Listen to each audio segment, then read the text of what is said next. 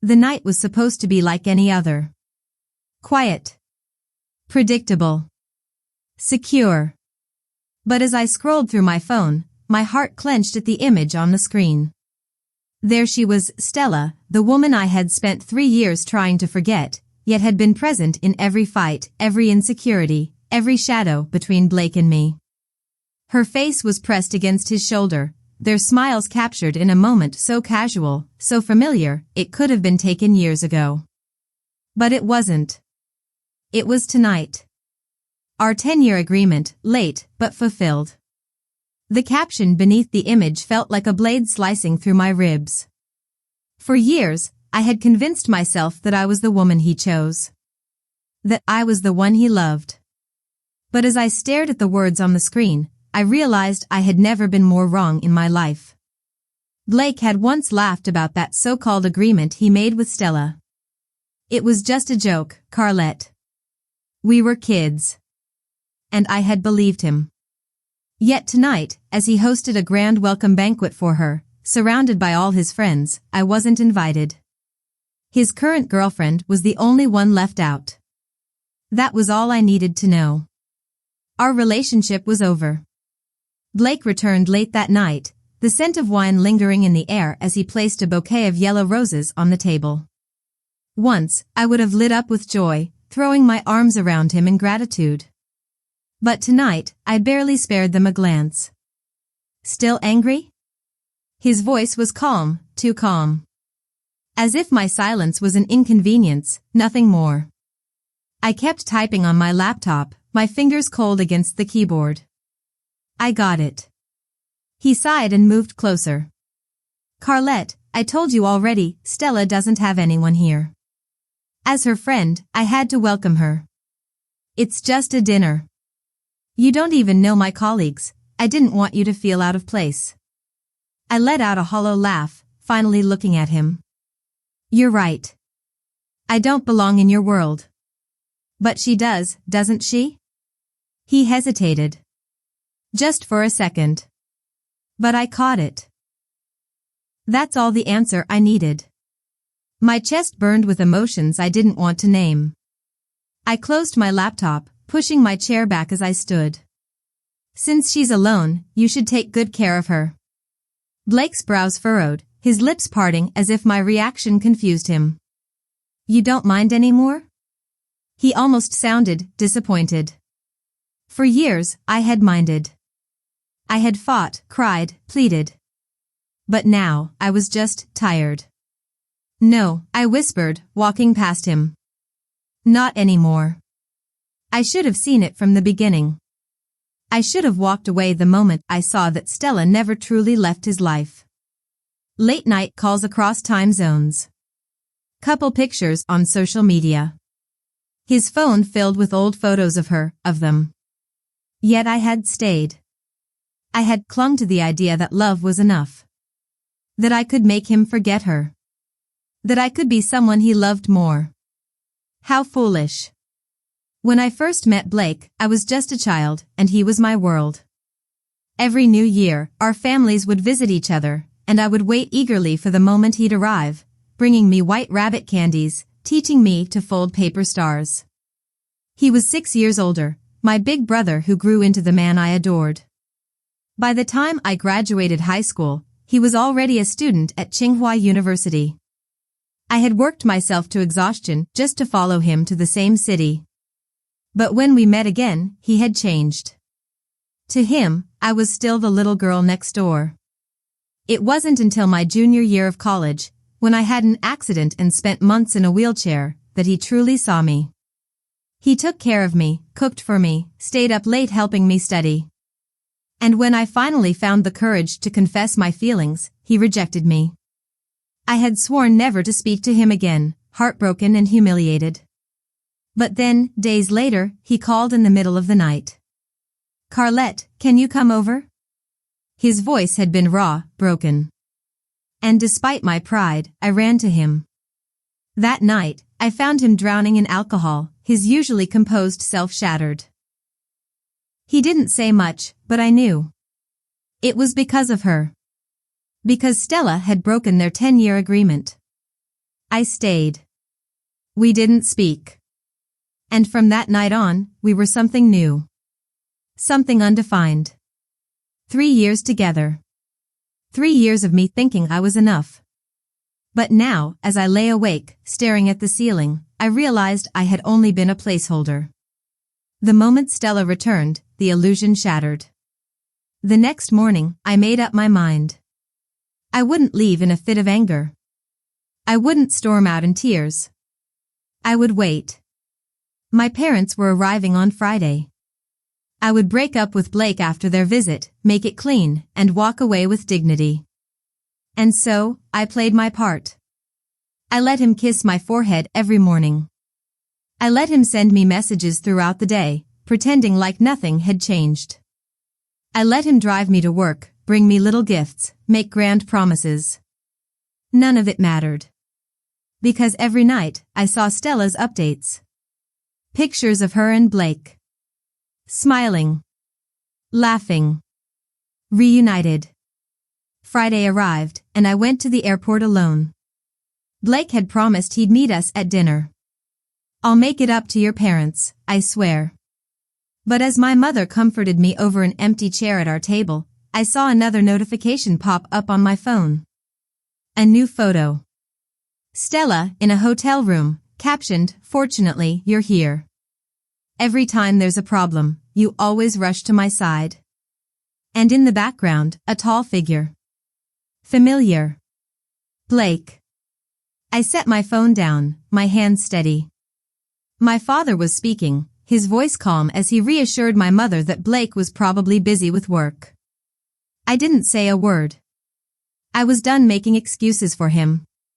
After dropping my parents off at their hotel, I took a cab straight to Stella's location. My heart was eerily calm as I knocked on the door. Blake opened it, his eyes widening in shock. "Carlette."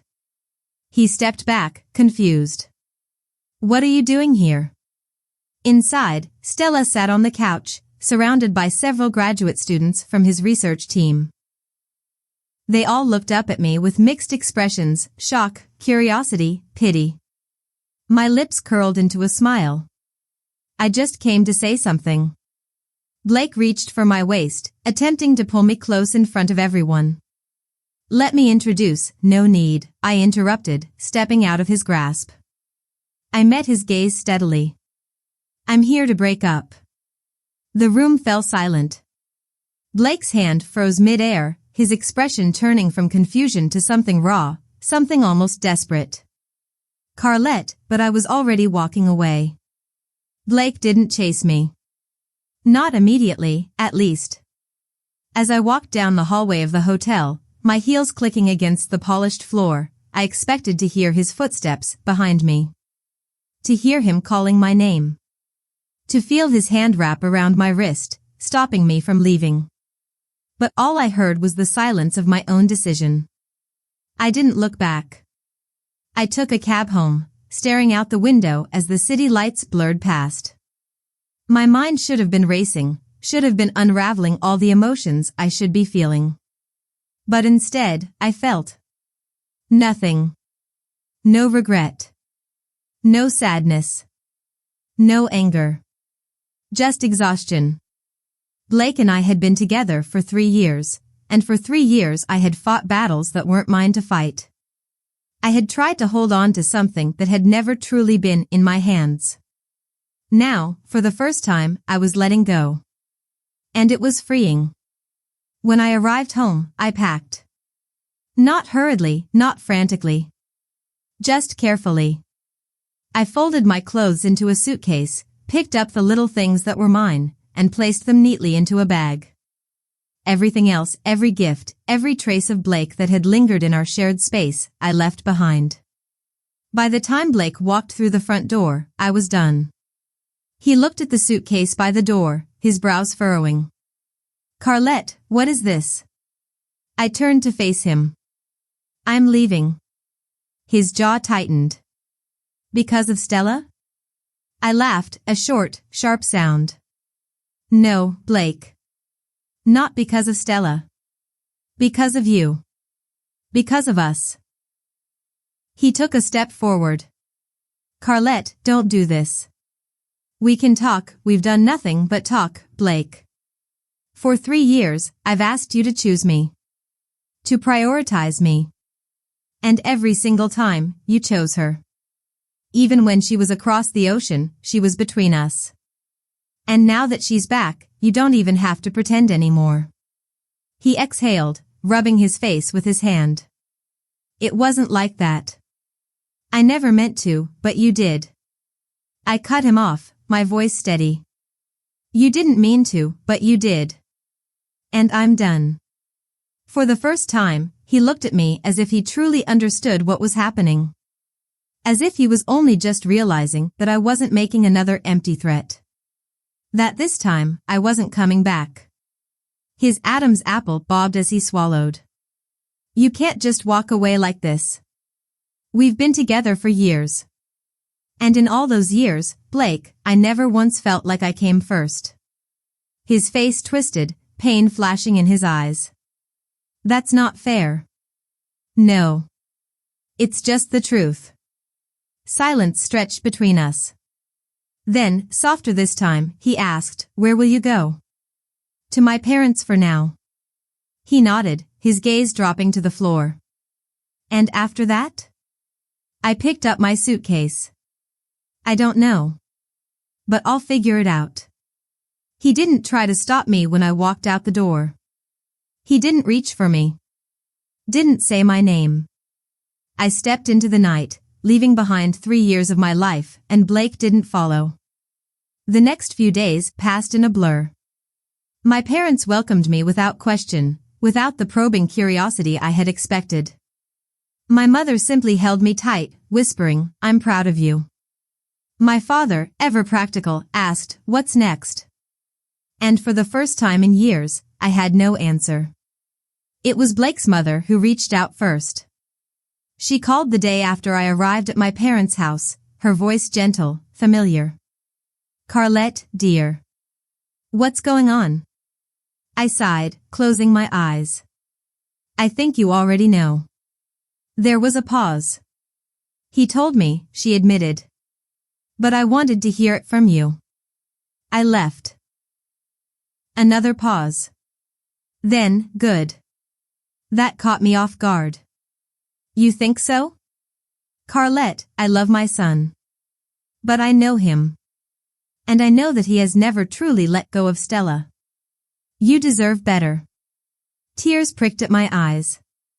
Then why did you never say anything? Her sigh was soft. Because I wanted him to realize it on his own. To realize that you were worth more than being a second choice. But, my dear, if he hasn't learned that by now, he never will. I swallowed thickly, gripping my phone. He hasn't reached out. He won't. Not yet. Blake, he doesn't chase. He waits. He expects you to come back, the way you always have. I closed my eyes. But I won't. Good girl. For the next week, I settled into the quiet life I had forgotten. I took long walks with my mother. I helped my father in his study. I read books without checking my phone every few minutes, waiting for a message that would never come. Then, on the 7th day, he finally broke his silence. A text. Simple. Short. Scarlett, if you have to be this stubborn, then let's both calm down. The same words he had used before. The same words that had once sent me running back to him, desperate to fix what was broken. This time, I stared at the message for a long moment. Then, without hesitation, I blocked his number. Blocking Blake should have felt like a victory. A final, undeniable declaration that I was done. But endings don't come that easily. His presence lingered like a whisper in the back of my mind, in the empty spaces he used to fill. I would wake up expecting to see his messages, my fingers instinctively reaching for my phone, only to remember that there would be nothing. That I had cut the cord. And yet, despite everything, there was no relief. Just silence. The first person to break the silence wasn't Blake. It was Stella. A week after I blocked him, I received an unexpected call. Her name flashed across the screen, and for a long moment, I simply stared at it, my heart pounding. Why was she calling me? My first instinct was to ignore it. But then, with a sigh, I answered. Hello? Carlette. Her voice was soft, almost hesitant. I hope I'm not bothering you. I clenched my jaw. Bothering me? After everything she had done, after the countless times she had inserted herself into my relationship, now she was worried about bothering me? What do you want? My voice was even, but there was no warmth in it. She hesitated. I wanted to talk. Face to face. A cold laugh escaped my lips. Talk? About what? How you got exactly what you wanted. Carlette, it's not like that, she said quickly. I swear, I never meant for things to happen this way. Then why did they? I shot back. You had 10 years to come back. You had 10 years to decide what you wanted. And the moment you did, Blake was yours, no questions asked. It didn't even matter that he was with me. It does matter, she insisted. I know how much you loved him. I sucked in a sharp breath. Loved? The word felt foreign on my tongue. Did I love him? Did I ever truly have the chance to? She sighed. Please, Carlette. Just meet me. One time. I should have said no. I should have cut her off like I had cut him off. But something about her tone, about the way she sounded so uncertain, made me pause. Fine, I said at last. One time. The cafe she chose was quiet, tucked away in a part of the city I rarely visited. She was already there when I arrived, sitting by the window, a cup of untouched coffee in front of her. She looked up the moment I stepped inside, her expression unreadable. For the first time, I truly studied her. She wasn't what I had imagined all these years. I had built her up in my mind as some flawless specter, this perfect woman Blake had never been able to forget. But up close, she was just human. Her eyes held traces of exhaustion, her fingers tapping nervously against the porcelain cup. Thank you for coming, she said as I sat down. I didn't respond. I just waited. She sighed, wrapping her hands around the cup. Blake hasn't been himself since you left. I stiffened. That's not my problem. I know, she said quickly. I think you deserve to hear the truth. The truth? I raised an eyebrow. And what exactly is the truth, Stella? She hesitated, then took a deep breath. Blake didn't expect me to come back. He didn't plan for any of this. And as much as I hate to admit it, I think, she swallowed. I think he really did love you. I let out a bitter laugh. If that were true, he wouldn't have thrown everything away the moment you showed up. That's the thing, she murmured. He thought you would fight for him. My breath hitched. What? She looked down. Blake, he's always been the type to wait. He thought that no matter what, you would fight for your place in his life. That you would never actually leave. I stared at her, something cold settling in my chest. He thought I would fight for him. Like I had for years. Like I had always done. Always running back. Always proving my worth. Always convincing him that I was enough. But this time, I didn't. And that had shaken him more than anything. I leaned back in my chair, exhaling sharply. Why are you telling me this? Because. She hesitated. Because I don't think he deserves another chance. But I do think you deserve closure. Silence stretched between us. Finally, I stood up. I don't need closure, Stella. I've already given it to myself. She nodded, her expression unreadable. Then I'm glad. I turned to leave, but before I reached the door, she called out one last time. "For what it's worth," she said softly, "I'm sorry." I didn't turn around. I didn't say anything. I just walked away. Later that night, as I lay in bed, I thought about what she had said. About how Blake had expected me to fight. To beg. To prove myself again. But I hadn't. And that was my closure. I closed my eyes, and for the first time in a long time, I fell asleep without waiting for a message that would never come. The days that followed were strange. Not because I was waiting for something, but because I wasn't. For the first time in years, I wasn't standing at the edge of my phone, waiting for Blake to reach out. I wasn't hoping for an apology or a grand declaration. I was just existing. And that, in itself, was freeing. I started filling my days with things that made sense, things that had nothing to do with Blake or Stella. I helped my mother redecorate the house, taking comfort in the way small changes made a big difference. I visited my father's office, sitting in on his meetings, something I hadn't done in years. And, most importantly, I started looking for a new job. The decision wasn't impulsive. I knew that staying in the same city where I had built my life with Blake would only keep me tethered to a version of myself I was ready to leave behind. If I truly wanted to move on, I had to move forward. So, I applied for a transfer. A new role, in a new city. A fresh start. The offer came faster than I expected. Within 2 weeks, I had an interview, and a week later, I was officially hired. I told my parents over dinner. My mother beamed with pride, squeezing my hand. "This is exactly what you need, Carlette. A new beginning." My father nodded. "You've spent too long looking back. It's time to look ahead." I smiled, feeling lighter than I had in years. The next day, I started packing. Moving day arrived sooner than I anticipated. Standing in my childhood bedroom, surrounded by boxes, I felt a strange mix of nostalgia and excitement. Blake hadn't reached out. Not once. And I was okay with that. I loaded my bags into the car, hugging my parents tightly before driving off. The city skyline disappeared in my rearview mirror, replaced by endless stretches of road leading me towards something new. For the first time in a long time, the future felt limitless.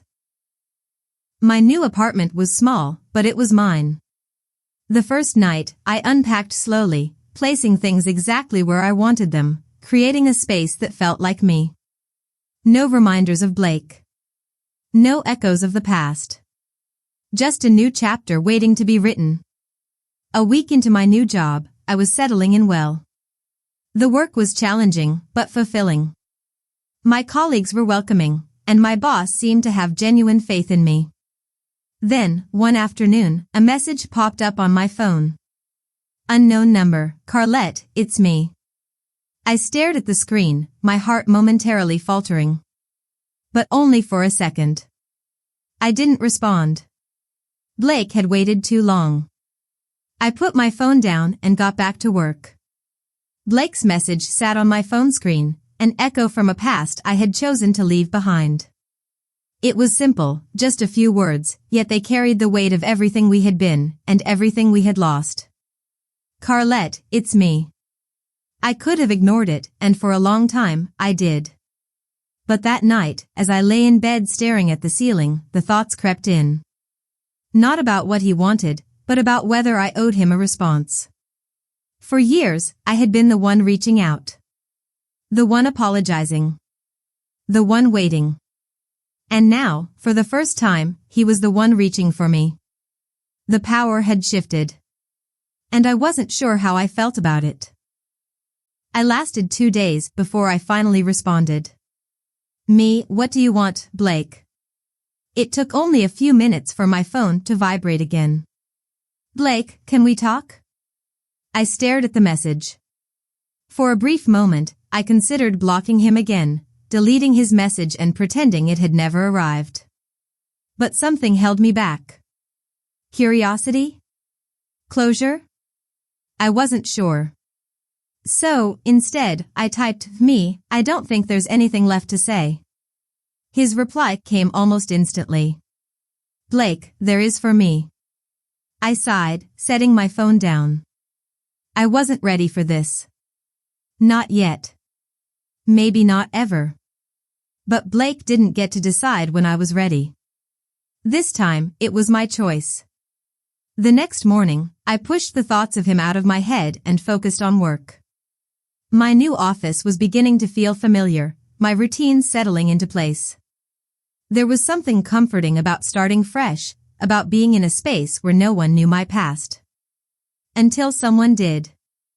At lunch, as I sat in the company cafeteria, a voice cut through the low hum of conversation. Carlette? I turned, expecting to see a colleague, but instead, my stomach twisted into a knot. It was Eric. One of Blake's closest friends. I thought that was you, he said, pulling out the chair across from me without invitation. I heard you moved here, but I didn't expect to run into you so soon. I forced a polite smile, but my fingers clenched around my fork. Small world. He studied me for a moment, then sighed. I know you probably don't want to hear this, but Blake's a mess. I looked away, stabbing a piece of lettuce with unnecessary force. That's not my problem. I know, Eric said. But he's been different since you left. He won't admit it, but he regrets everything. Regret. The word settled uneasily in my chest. Eric, I said, keeping my voice steady. I appreciate the concern, but I've moved on. Blake should too. He hesitated, as if debating whether to push further. Then, finally, he nodded. I get it. Just, take care of yourself, Carlette. I exhaled as he left, the weight of the conversation pressing down on me. Blake regretted it. But regret wasn't enough. That night, as I walked home from work, my phone buzzed again. Blake, I know I messed up. I just want to see you. Please. I stopped in the middle of the sidewalk, staring at the screen. Blake had never begged. Not once, in all the years we were together. And yet, here he was. Something inside me twisted, but I took a deep breath and typed, you don't get to ask that anymore. For the first time, I felt like I had finally taken back something I had lost. Myself. The days passed, and Blake's messages slowed. It wasn't instant, but gradually, the texts stopped coming. He had finally let go, and so had I. It was only when I received an invitation to an upcoming company gala that I realized how much I had truly moved forward. It's a big networking event, my boss said, handing me the invite. A lot of important clients will be there. You should come. I hesitated. I'm not really great at these kinds of things. He smiled. Then it's the perfect opportunity to learn. I sighed, knowing he was right. A fresh start meant embracing new challenges. And that included stepping out of my comfort zone. The night of the gala, I stood in front of the mirror, smoothing down the fabric of my dress. It had been a long time since I had dressed up for anything other than survival. For the first time in a while, I felt good. The event was held in a grand ballroom, filled with people in elegant attire, the air buzzing with conversation. I made my way through the crowd, nodding and introducing myself, feeling more like a version of myself I had forgotten existed. And then, as I turned, my breath caught in my throat. Because standing near the entrance, looking right at me, was Blake. Blake. For a moment, I thought I was imagining things. That maybe my mind had conjured him up, placing him in the middle of this grand event just to test me. But no, he was real. Standing near the entrance, dressed in a dark suit that fit him perfectly, his gaze locked onto mine. I inhaled sharply, my grip tightening around my champagne glass. What was he doing here? Before I could decide what to do, he started walking toward me. Every instinct in me screamed to turn away. To leave. But I forced myself to stand still. I wasn't the same woman he had left behind. Carlette. His voice was smooth and familiar, yet filled with something I couldn't quite name. Regret? Longing? I lifted my chin. Blake. A tense silence stretched between us before he exhaled. You look amazing. I know. I gave him a polite smile, my voice unwavering. What are you doing here? He ran a hand through his hair, looking slightly uncomfortable. I didn't know you'd be here. A friend invited me. I arched an eyebrow. A friend? Eric. I should have known. Blake shoved his hands into his pockets, looking down for a moment before meeting my eyes again. Can we talk? I tilted my head, pretending to consider it. I don't think that's a good idea. Please, Carlette. His voice lowered, just enough to make it feel intimate despite the crowded room. Just a few minutes. Something in his expression made my resolve falter, but only slightly. Fine, I said, setting my glass down. 5 minutes. We stepped outside onto the balcony, the cool night air washing over me. The city lights twinkled in the distance, a stark contrast to the storm brewing inside me. Blake leaned against the railing, his gaze troubled. I've been trying to reach you. I know. You blocked me. I know that too. He sighed, rubbing the back of his neck. Carlette, I made a mistake. I crossed my arms. Which one? Leaving me out of your life for Stella? Lying to me? Or assuming I would always come back? His jaw tightened. All of it. I let out a bitter laugh. Blake, you don't get to decide when you regret things. I don't expect you to forgive me. But I needed to see you. To say I'm sorry. I stared at him, searching his face. And for the first time, I saw it clearly, he wasn't here to win me back. He wasn't here to manipulate me into giving him another chance. He was here because he had finally realized he had lost me. I appreciate the apology, I said softly. But I don't need it. Blake's eyes darkened. Carlette, I'm happy, Blake. I exhaled. For the first time in a long time, I'm really happy. And it has nothing to do with you. He flinched, as if my words physically hurt him. Good. I hope you find what you're looking for, I added. But it won't be me. Blake stared at me for a long time before nodding, a sad smile tugging at his lips. I guess I deserve that. I nodded. Yeah. You do. With that, I turned and walked back inside, leaving him in the cold night air. The rest of the evening passed in a blur. I mingled, smiled, made small talk. But a strange weight had lifted from my chest. Closure. Blake had been my ghost for so long.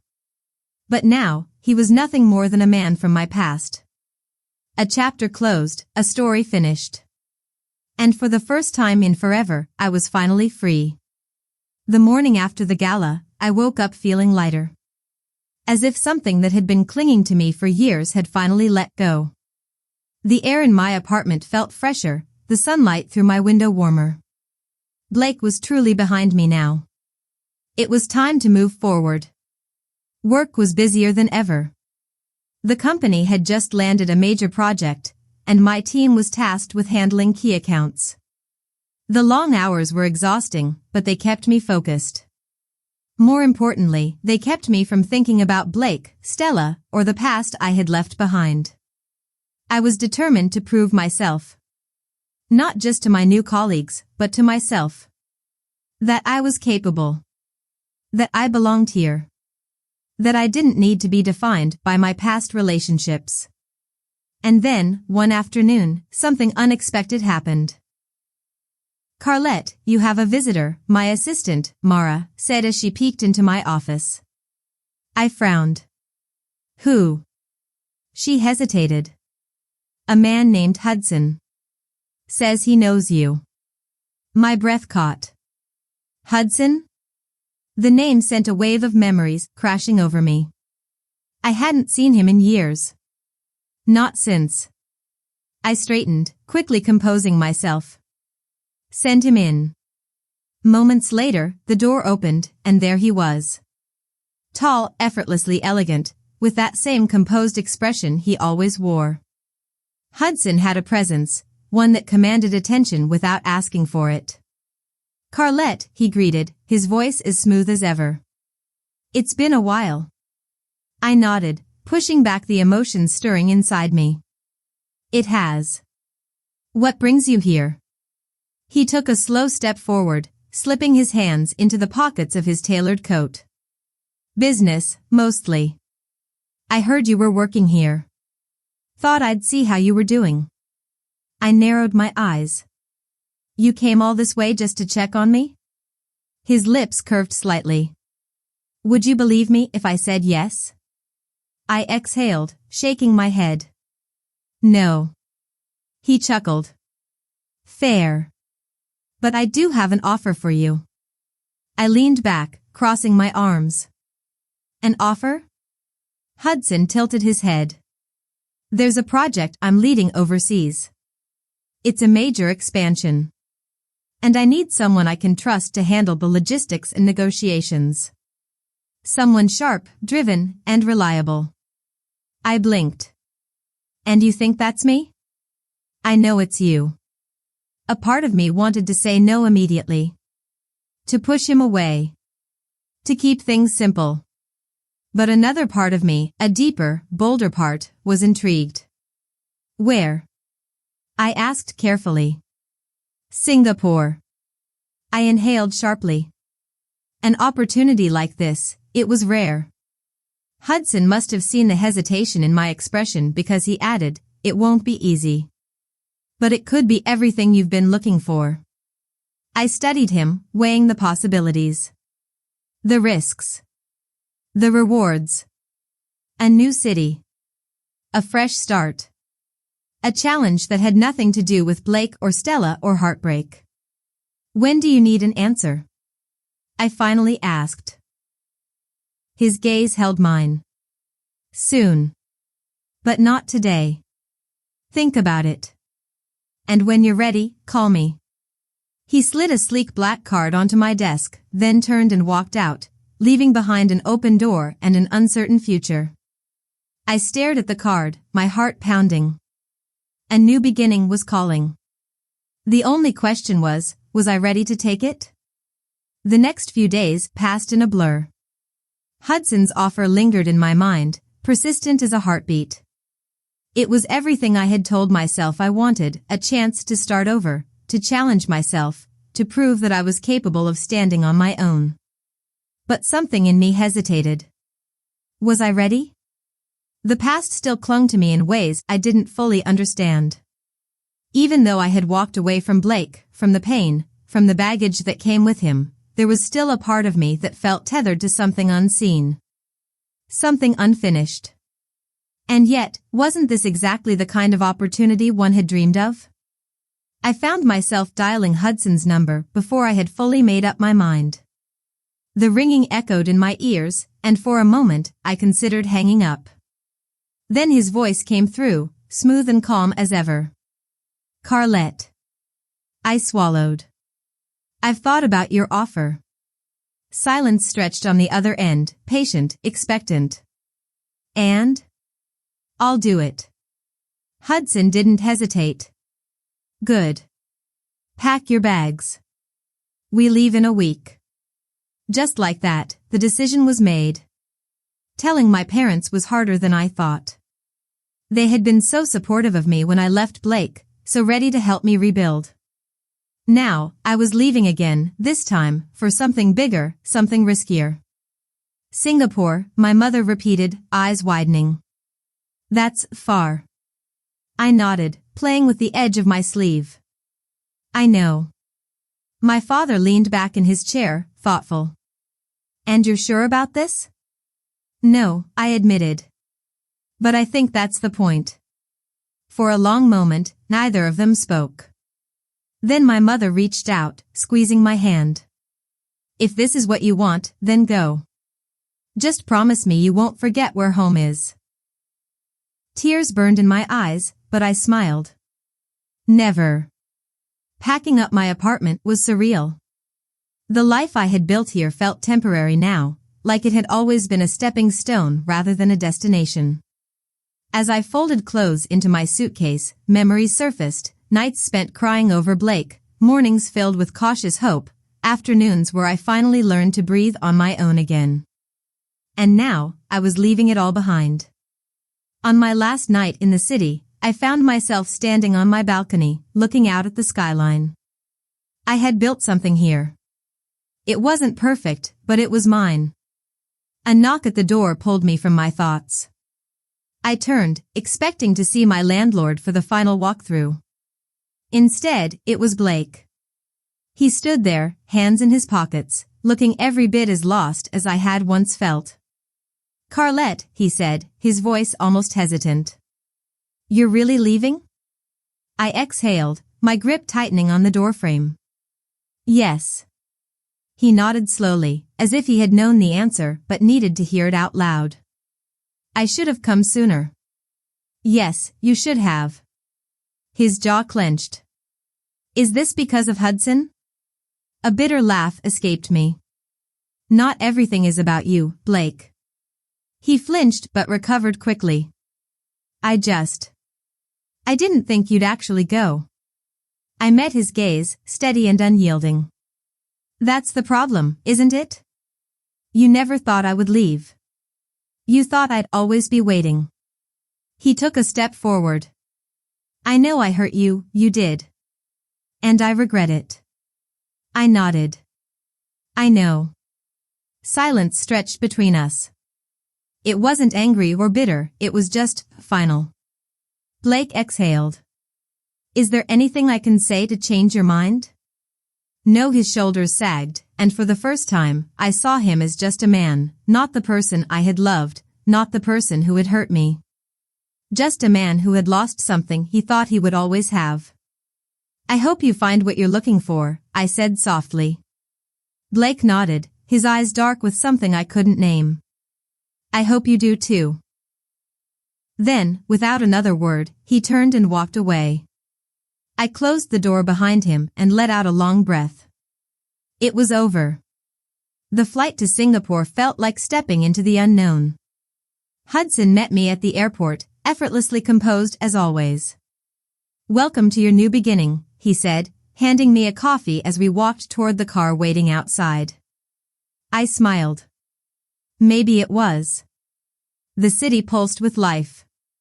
Singapore was nothing like home. It was a glittering metropolis of towering skyscrapers, bustling streets, and an undercurrent of relentless ambition. This was a place where people came to reinvent themselves, to chase success, to prove something, to the world and to themselves. I had come here for the same reason. Hudson had arranged everything. The apartment, the work visas, even my schedule for the first few weeks. It should have been overwhelming, but there was something reassuring about his efficiency. He operated like clockwork, always a step ahead, always in control. It was a stark contrast to the chaos I had left behind. "You'll be overseeing the expansion team," Hudson told me on my first day at the new office. "It's a challenging role, but you're more than capable." I nodded, taking in the sleek office, the floor-to-ceiling windows, the quiet hum of productivity. "No room for mistakes?" I asked. He smirked.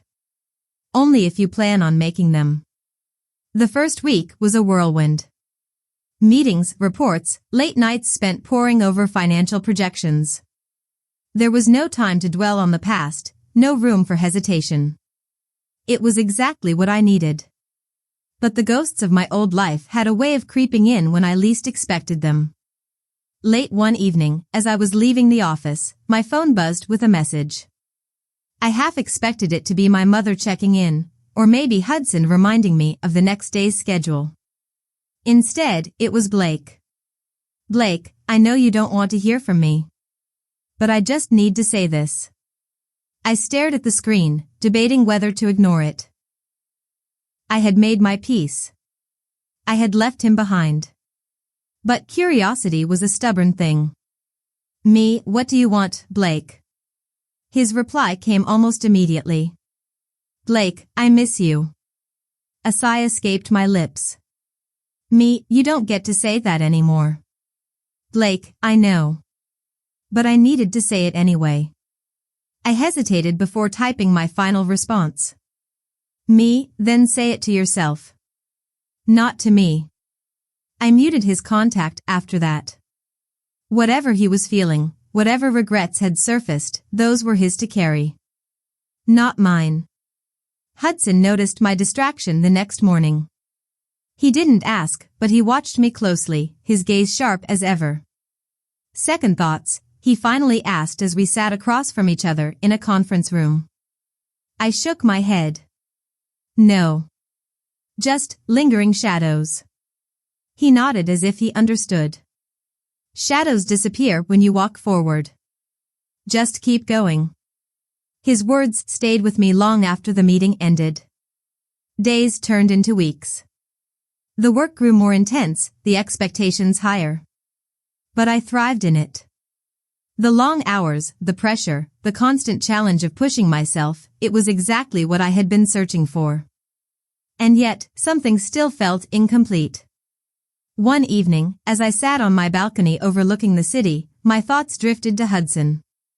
He had been my anchor since I arrived. Professional, controlled, always knowing the right thing to say. But there were moments, fleeting yet unmistakable, when I caught something different in his eyes. Something softer. Something unspoken. I wasn't sure what it meant. Or if I was ready to find out. For now, all I knew was that my life had changed. And for the first time in a long time, I wasn't afraid of what came next. The city moved like clockwork, every street humming with efficiency, every person driven by purpose. But beneath the surface, I could feel the tension within me building, stretching me thin. Work had become my escape, the constant demands keeping my mind too occupied to wander into dangerous territories of what-ifs and regrets. Yet, late at night, when I was finally alone, the thoughts crept in. The text from Blake had triggered something, an awareness that I wasn't as free from the past as I had convinced myself. Hudson's presence was stabilizing, yet he remained an enigma, never stepping too close, never allowing himself to be anything but controlled. And maybe that was what unsettled me the most. The following week, Hudson announced an upcoming business gala that was imperative for our expansion. It would be attended by Singapore's most powerful business leaders, a chance to solidify our standing in the industry. He wanted me by his side, not just as part of the team but as a crucial player in negotiations. Your work has been impeccable, he said during one of our late-night meetings, his eyes scanning over a series of reports on his desk. It's time you step further into the spotlight. I nodded, feigning confidence. I had spent so long proving myself, pushing beyond the expectations others had placed on me. This should have felt like a victory. Instead, all I felt was a gnawing uncertainty. As if something was slipping through my fingers before I even had the chance to hold on to it. The night of the gala arrived faster than expected. I dressed with precision, choosing an elegant yet understated gown that fit the poised image I needed to present. Hudson arrived promptly, his suit crisp, his demeanor unreadable. As we stepped into the grand ballroom, the air buzzed with conversation, glasses clinking, deals being whispered behind polite smiles. Hudson was in his element. I was learning to navigate this world, but tonight, I felt strangely exposed. Then, I saw him. Blake. Standing near the bar, casually dressed in a tailored suit, looking entirely too comfortable in a place he had no reason to be. My stomach twisted. This couldn't be a coincidence.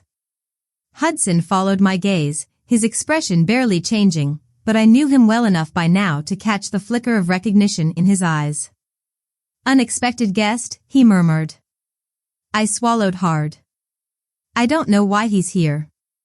Hudson didn't press for more. Instead, he offered me a choice. Do you want to leave? I looked at him then, at the steadiness in his gaze, the quiet way he always allowed me control over my own choices. I had spent years waiting for someone to chase after me, to prove they wanted me enough to fight. But maybe, just maybe, I didn't need chasing anymore. No, I said firmly. I'm exactly where I need to be. Blake found me later in the evening. He approached carefully, hesitantly, as if he wasn't sure whether I would acknowledge him or turn away. Carlette. I took a slow sip of my drink before meeting his gaze. Blake. He exhaled, rubbing the back of his neck. I know this isn't the place, but I needed to see you. Why? His lips parted, but for once, he didn't seem to have an immediate answer. And that, more than anything, told me how much things had changed. I guess I thought, he hesitated, his confidence faltering. That if I could just talk to you, maybe I could fix things. I let his words settle before responding. Blake, I'm not something you can fix. His eyes darkened. That's not what I meant. But that's what you're trying to do, isn't it? I tilted my head, studying him. You want me to undo all of this, to go back to who I was when you were comfortable, when you were sure I'd always be waiting. His silence was answer enough. I've changed, I continued. I won't shrink myself for you anymore. Blake's jaw clenched, frustration flashing across his face. I don't want you to, then why are you here? I cut in, my voice calm but firm. You had years, Blake. Years to choose me. And when you finally did, it was too late. For the first time, I saw it, the acceptance in his eyes, the understanding that no matter what he said, I wasn't his anymore. Maybe I never had been. Blake nodded slowly, running a hand through his hair. I guess I needed to hear it out loud. I took a deep breath, feeling something shift inside me. Now you have. He gave me a sad smile, then turned and walked away. And just like that, the chapter finally closed. Hudson found me as the night wound down, standing on one of the balconies overlooking the city. He handed me a fresh glass of champagne, his expression as composed as ever. You handled that well, he observed. I let out a breathy laugh. Did I? He nodded. You didn't let him control the moment. You didn't let him define your story. I turned to face him fully, studying the man who had, in many ways, become my anchor in this new life. And what about you? I asked. Are you a part of my story? For the first time, something flickered in Hudson's eyes, something unreadable, something dangerous. But he didn't step away. Instead, he simply said, that depends. I raised an eyebrow. On what? His lips curved into the faintest smirk. On whether you're ready for a new chapter. I wasn't sure what I was expecting him to say, but it was enough to send my heart into a quiet spiral. I had spent so long holding on to the past, clinging to old wounds and familiar ghosts. But as I stood there, watching the city lights stretch into infinity, I realized something. Maybe I was ready to let it all go. Maybe I was ready to turn the page. I lifted my glass in a silent toast, and Hudson did the same, his gaze never leaving mine. The air between us crackled with something unsaid, something unspoken but understood. A new beginning. A future that was mine to choose. And this time, I wasn't looking back. Singapore had become my home faster than I had expected. The days were long, the nights even longer, filled with meetings, business discussions, and networking events that blurred together. But it was exhilarating. For the first time in years, I wasn't surviving, I was thriving. But that didn't mean everything was settled. Hudson remained as enigmatic as ever. He was my mentor, my business partner, my steady presence in the chaos of this new life. But beyond that? Beyond the crisp suits and sharp words? That was something I still hadn't figured out. A week after the gala, I found myself in his office, reviewing the latest reports on our expansion. The numbers were promising, and the deals we had secured placed us firmly in a position of power. It should have been the only thing on my mind. It wasn't. "You're distracted," Hudson observed, not looking up from his laptop. I sighed, setting down my tablet. "Just thinking." His fingers stilled over the keyboard. "About?" I hesitated. How could I explain the whirlwind of emotions that had settled inside me? The way I felt both grounded and weightless around him? The way I was terrified of what that meant? "Everything," I said finally. "The company. The future. What comes next?" Hudson leaned back in his chair, studying me with that same unreadable expression he always wore. "And what do you want to come next?" I opened my mouth, then closed it again. Because I didn't know. The next day, Hudson invited me to dinner. It wasn't business-related, at least not officially. It was a quiet restaurant, elegant but not overwhelming, and for the first time in a long time, I felt normal. Not Carlette the businesswoman. Not Carlette the woman recovering from heartbreak. Just me. Hudson, as always, was composed. But there was something different in the way he looked at me that night, something softer.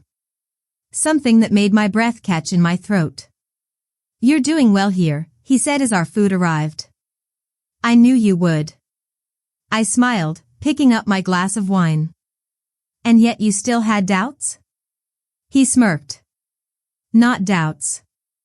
Just curiosity." I tilted my head. "Curiosity about what?" Hudson was silent for a moment, then said, "About how long it would take you to realize your own potential." Something inside me tightened. It wasn't flattery. It wasn't just words. It was the truth, spoken so plainly that I almost couldn't breathe. I set my glass down. "And have I?" Hudson's gaze held mine. "I think you're starting to." That night, as I lay in bed, I replayed our conversation over and over. Hudson had always believed in me. Even when I had doubted myself. Even when I had let my past dictate my future. And that belief had shifted something inside me. I wasn't the same woman who had left Blake behind. I wasn't even the same woman who had stepped off the plane weeks ago. I was someone new. And that terrified me. Work continued to push me to my limits, and I welcomed it. The long hours, the high stakes, it gave me purpose. But there was another change, one I hadn't fully acknowledged until now. Hudson and I had fallen into a rhythm. We worked together seamlessly, our conversations effortless. But outside of work? That was something else entirely. I caught myself watching him when he wasn't looking. Wondering what went on in his head when he went quiet. Wondering what it would be like if things were different. Wondering what it would be like if I let myself feel. One evening, after another grueling day, Hudson stopped me as I was leaving the office. "Walk with me," he said. I hesitated. "Where?" He simply smiled. "You'll see." We walked through the city, the humid air pressing against my skin, the lights reflecting in the glass buildings around us. It was different, being with him outside the office. Without the weight of business between us, he felt closer. More real. After a while, we stopped at a quiet stretch of waterfront. The city lights flickered over the water, and for a moment, we just stood there in silence.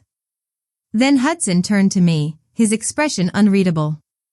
"Do you ever wonder what would have happened if things had been different?" I swallowed. "What do you mean?" He exhaled, his gaze drifting toward the horizon.